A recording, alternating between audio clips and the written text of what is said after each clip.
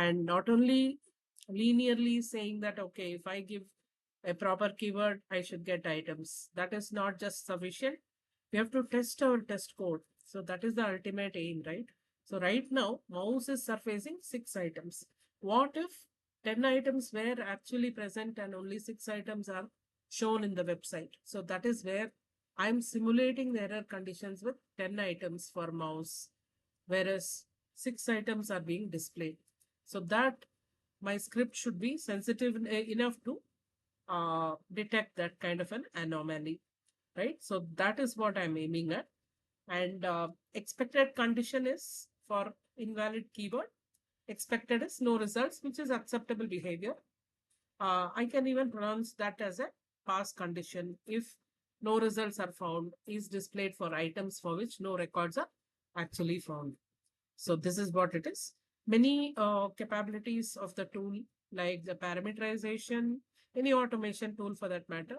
So the parameterization and the asynchronous await conditions that Playwright has.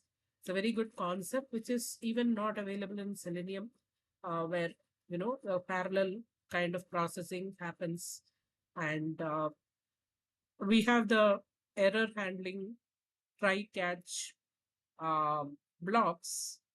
These are also something that we have to learn about in the automation. So this script has a conditional execution, and then if no results are found, then it's fine. But if count is not matching the expected value, it is supposed to give the message, and the admins will be able to take care of the erroneous records. This is the ultimate part of the script.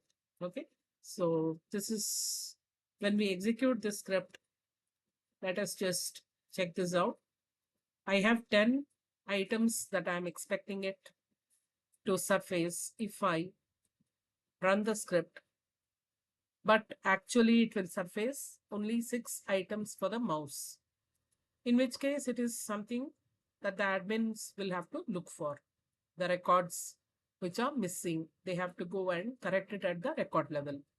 So this kind of use cases or user stories help us to learn about the automation and of course apply it in real life scenarios of this kind. So that is what we are aiming at. Now, when we run the script, it will open the website, do the search for 2 items one by one, and look for the expected condition. And if it is going to be differing, it is supposed to give us the message. So this is about the Playwright automation script using one interesting use case, how we can apply several concepts. I presume that this will be a good method to learn like hands-on practical examples rather than just look at the capabilities of the tool alone. Of course, we will go back to the documentation in case we have to apply some of the concepts. The help is available extensively in the VS Code Editor, which is a place where we can refer to when we come across errors. So one failed because you can say that expected is 10 items as we have specified here, but the actuals is surfacing only 6 items. 6 items. So this is where the failure is detected. And of course, if no results are found, then I expect it to say no results found. So this is about it.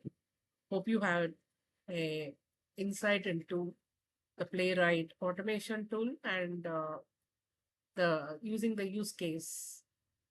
I hope I was clear about this. Have a great day. Bye.